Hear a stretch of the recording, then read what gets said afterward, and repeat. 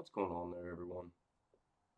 I want to talk about the executive order that Trump signed promoting free speech on college campuses. This is like a 50-year-old idea, and somewhere around there. President Trump on Thursday signed an executive order requiring colleges and universities to ensure free speech on campus in the wake of cases against conservatives being attacked for expressing their political views. We all have heard this over the last couple of years that there's a lot of left-wing college campuses that mainly on the West Coast, mainly there's some in the middle of the country and there's some on the East Coast that won't let conservatives talk. They won't let conservative speakers come in. It, it's crazy. Um, the funny thing is this is brought on by the case that happened at UC Berkeley a couple weeks ago, where a man punched a kid working for Turning Point USA. Punched him in the face for no real reason. Kept calling him a racist, this, that, and the other, all because he was a conservative and they were out there trying to boast for conservatives. Trying to recruit people for being conservative. And the thing is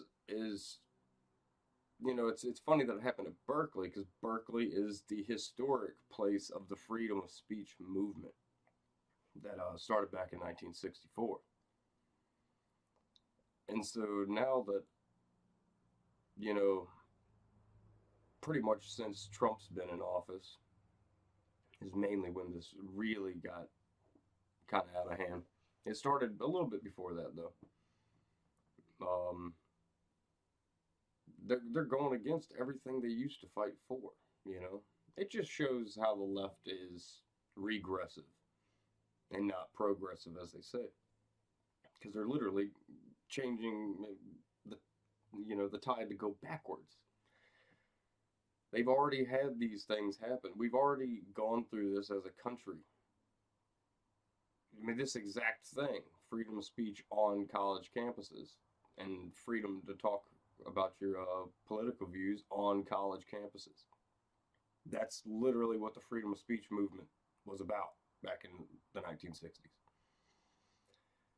I'm going to give you a little overview of the freedom of speech movement from back then. The freedom of speech movement was a college campus phenomenon inspired first by the struggle for civil rights and later fueled by opposition to the Vietnam War.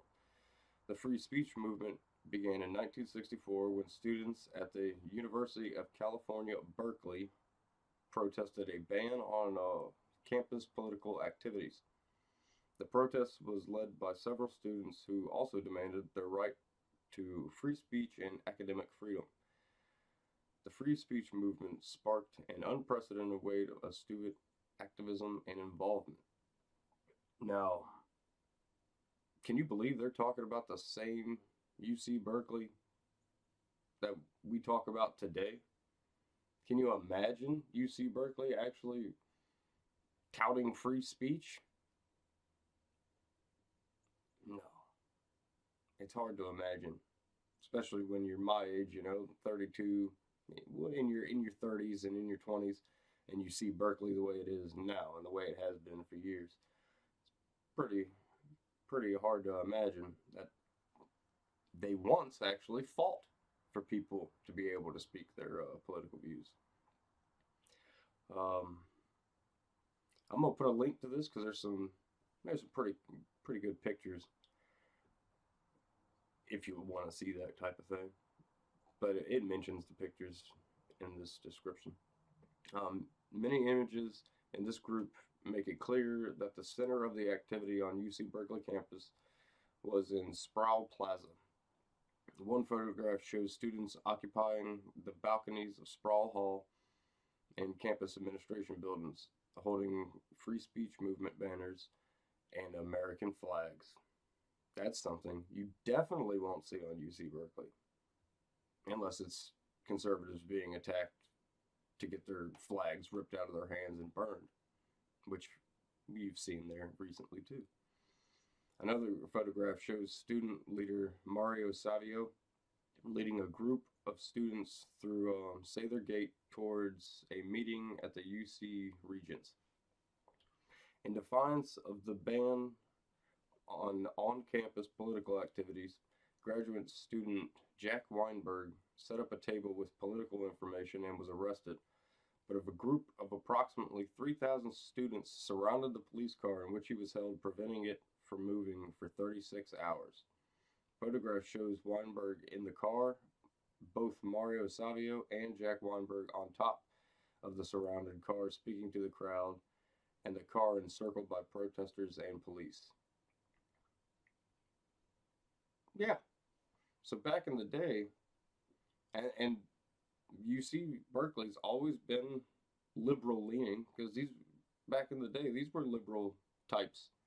These were when liberals actually somewhat made sense in their head, you know? It made a lot more sense than today. A lot of conservatives of now would be considered liberal back then, and vice versa. It's pretty wild how things have changed. But yeah, it's just it's a wild story. It's history repeating itself, which is unnerving to say the least, especially about freedom of speech. You know, when our founders created the Bill of Rights and everything, Constitution, the Bill of Rights, all that, these are amazing documents. I've said it before, I'll say it again, I'll say it till the day I die. Those were the best documents ever drafted for humankind. The best documents. They really did a bang up job. Those guys were brilliant beyond their time. And the fact that it's 2019 and we're fighting, the conservatives are having to fight for the very thing that in 1964 that liberals were fighting for. What is going on? I mean, first off, this is America. We are protected by our Constitution. We're bound to that Constitution. So, really, we already have freedom of speech on campus. And the executive order that's being signed doesn't exactly detail what they're going to do to the campuses. I mean, it says that they're going to take away their federal funding, but it's leaving a lot to the imagination right now. It needs to be clarified. Because right now, it pretty much just says it'll require colleges that receive federal research grant money to certify that they promote free speech inquiry. But yeah, officials said the order will be enforced like other education grant requirements. It relies on institutions to certify they're in compliance. The mechanism for revoking federal aid is unclear. See, that's the thing. There's still, in theory, it sounds good, but if it just gets signed and then put away, nothing's actually going to be done. Nothing's going to be getting done by it. But like I said, they are bound to our Constitution, so they have to do this regardless. This is something that they already had to do just by the nature of America. So I don't know.